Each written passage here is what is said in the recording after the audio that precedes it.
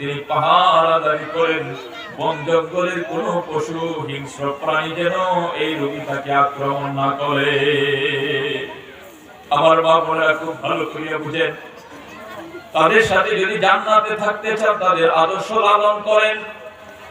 এখন এই বন জঙ্গলের মধ্যে কি খাবে, নিজেই কি খাবে, রোগীকে কি খাওয়ায় বাঁচায় রাখবে, এই জন্য এলাকার মধ্যে যে জনবসতি এলাকা দূরে রয়েছে সেখানে আস্তে আস্তে সকালবেলা বের হইয়া মানুষের বাড়িতে তালা বাজন মাসে কাপড় চোপড় ধুয়ে দেয়, তালা বাসন গুলি মেজে পরিষ্কার করে দিয়ে সামান্যতম যতটুকু পারিশ্রমিক পান এগুলি নিয়ে এই রোগীর খাবারের ব্যবস্থা করেন। সুবহানাল্লাহ।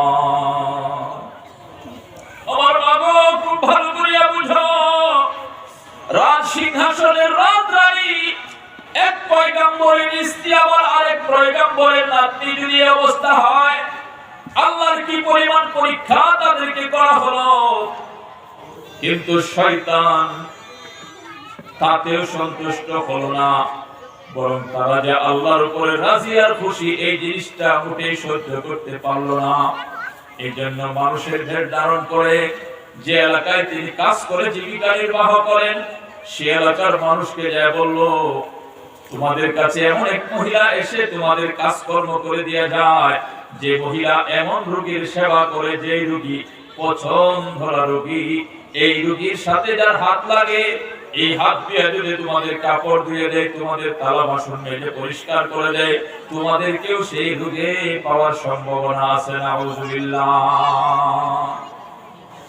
পরের দিন যখন হযরত রহিমা কাজ করার জন্য নিজের স্বামীকে বাঁচাইবার জন্য নিজের রিজিকের সরবরাহের জন্য হালাল রিজিক অন্বেষণ করার জন্য আবার গেলেন, তখন মানুষেরা তাকে কাজ দেয় না, বলে যে না আপনি এমন রোগীর সেবা করেন যে রোগী নাকি মরণাপন্ন রোগী, পছন্দ ধরা রোগী, আপনাকে কাজ দেওয়া যাবে না।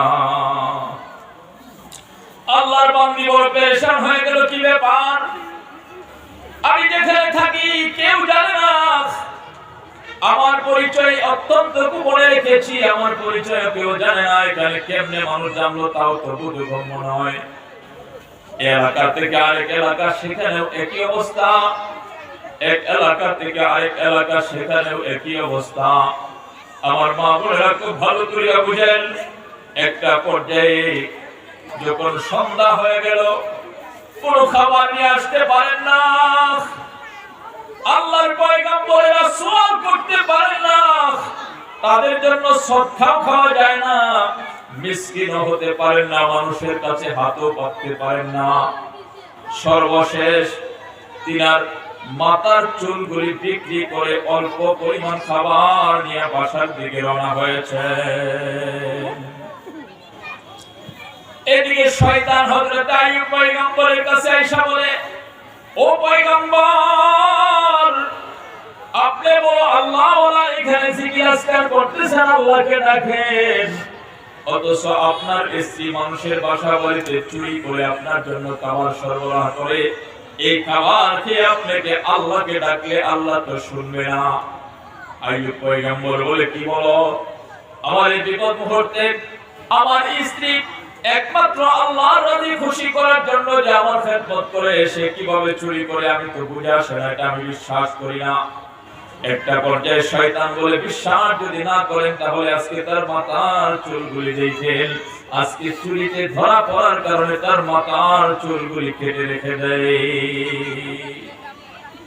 আইয়ুব পয়গম্বর কাঁদতেছে আর বলতেছে, মালিক গো, এতদিন পর্যন্ত তুমি আমাকে শারীরিক ভাবে, তুমি আমাকে অভাব অনটন দিয়া সন্তান সম্পদ নষ্ট করিয়া যে পরীক্ষা দিয়েছিলা, ওই পরীক্ষা তো আমি দিচ্ছিলাম, শরীরে পোকা, এক একটা পোকা পড়ে যায়, আল্লাহর পয়গম্বর উঠায়া উঠায়া বলে, তোমরা যাও না, তোমাদের রিজিক আমার শরীরে আল্লাহ দিয়েছেন, খেয়ে থাকো। আমার ভাইরা, আমার বন্ধু